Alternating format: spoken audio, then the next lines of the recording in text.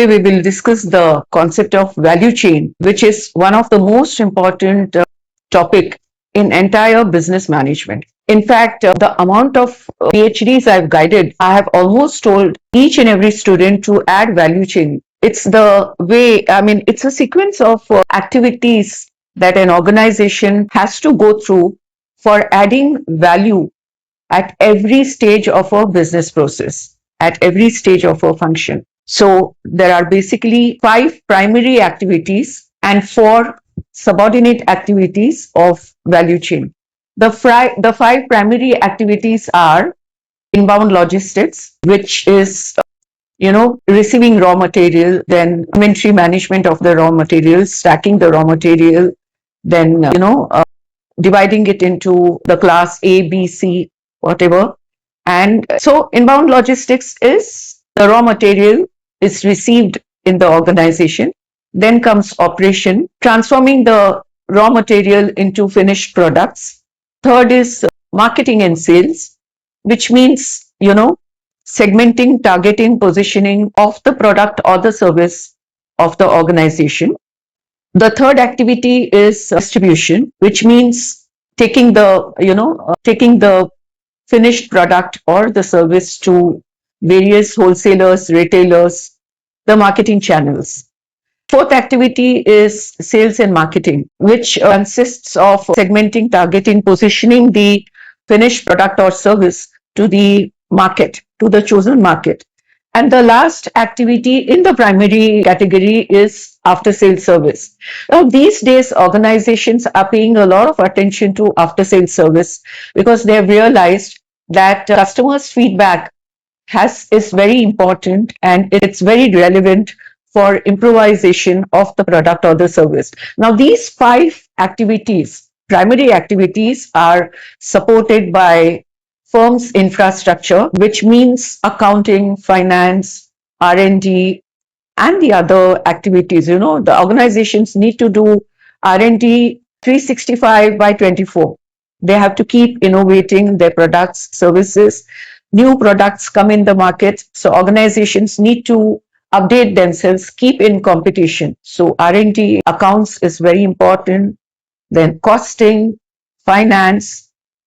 These are all, the firm's infrastructure, the activities that come under firm's infrastructure. Then is human resource management. Organizations need to retain their staff, retain their employees, which is the most important activities these days. Besides, promotion, upskilling, their performance appraisal, and equipping the people with new skills and innovations. Third activity is technology. Now, organizations these days have to upgrade their technology, the technology of production, the technology of the entire organization, which they use for each and every process. Plus, AI has come in picture, so organizations need to update their technology. And the last activity for value chain is procurement. So procurement is keeping an eye. The purchase department has to keep an eye on the market from where they need to procure the best of the raw material, the best of the sourcing. So these are the primary, support activities which help an organization to increase the value of their product or services. So, ma'am, how does the company's value chain influence the way customers perceive a brand? A very good question. You see, there are so many coffee chains. Yeah, there's Cafe Coffee Day, there is Barista, there is Starbucks. So I will tell you in very short how Starbucks has increased their value chain. So in inbound logistics, Starbucks, it buys coffee beans from Latin America, and that's very important. They have these farmers. They have tie-ups with farmers in Latin America, which is the most famous place in the world for coffee beans. So they have these farmers from whom they buy the coffee beans. Now, operations. Starbucks, has a special department for roasting the coffee beans and packaging, roasting and packaging the roasting, making powder of the beans and packaging of the coffee. All over world, Starbucks has about 38,000 outlets all over world. So, and one more thing over here I want to tell that if you look at the EPRG model, ethnocentric, polycentric, regiocentric, and global, this is a model in the international business.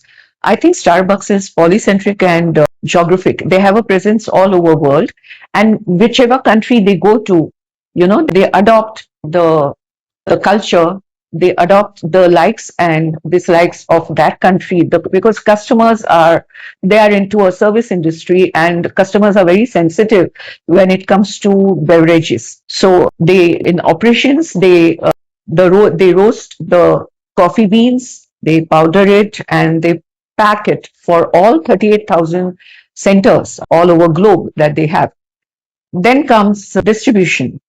The best part is Starbucks does not depend on any distribution marketing channels. Their coffee powders and their coffee beans, are sold by them. They don't have any, in between, they don't have any marketing channels. That's the best part. And they don't trust that, though they're polycentric, but in their behavior. But then this one thing, they're very particular. Then comes marketing and sales. Now, coffee is a thing. When people sit in a Starbucks outlet, the ambience is so good. Okay, the cutlery, the whatever they give along with the coffee, and most important, the coffee is, they have variety of coffees. Now they have best of the baristas. So barista is a person who is a coffee maker, who uses espresso machine, and he knows which syrup has to be added, which flavor has to be added to the coffee. So they have best of the baristas, and they're very fast in giving the coffee to the customers.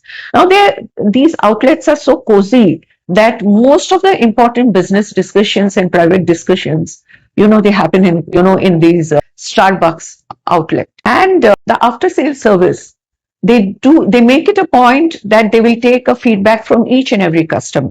They won't allow a customer to go without giving their feedback. The best part over here is, in India, Starbucks is signed a joint venture with Tata.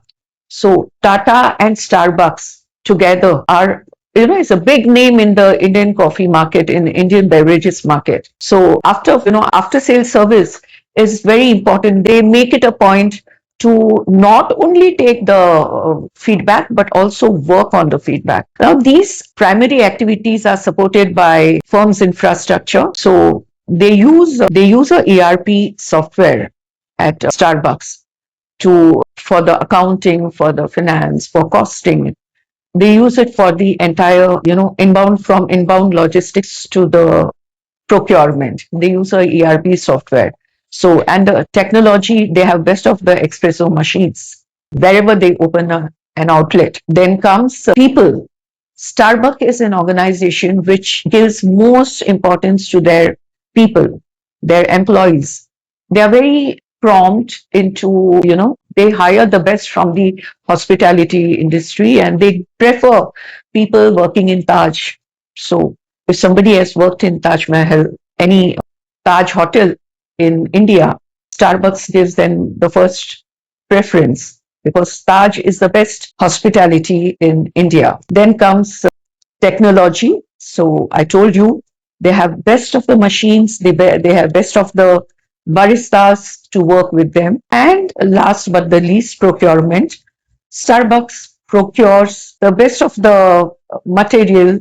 Sometimes in India, South India, the Kurg and Chikmagalur, these places are very famous for coffee manufacturing, for coffee beans. They're farmers with huge farmlands in Chikmagalur. So sometimes they also procure coffee beans from Chikmagalur in India. So this is how Starbucks has improvised their value chain. It's one of the best examples I can give when it comes to value chain. So, ma'am, in today's competitive world, are all stages of value chain equally important, or do one or two stages they contribute more? It's a very complex question to answer.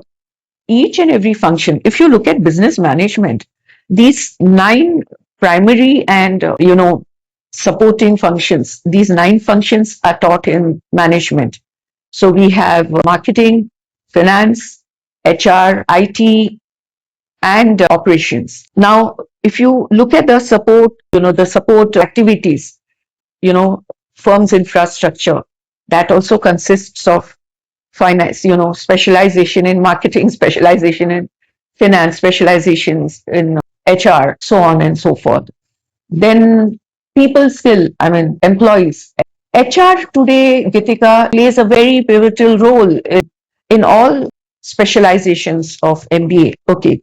Organizations have realized, especially in service industry, that HR people matter the most. Okay. Today, Taj is a big brand in the hospitality industries, but nobody can compete with Taj. So many foreign hotel chains have entered India, but Taj is Taj because the people matter.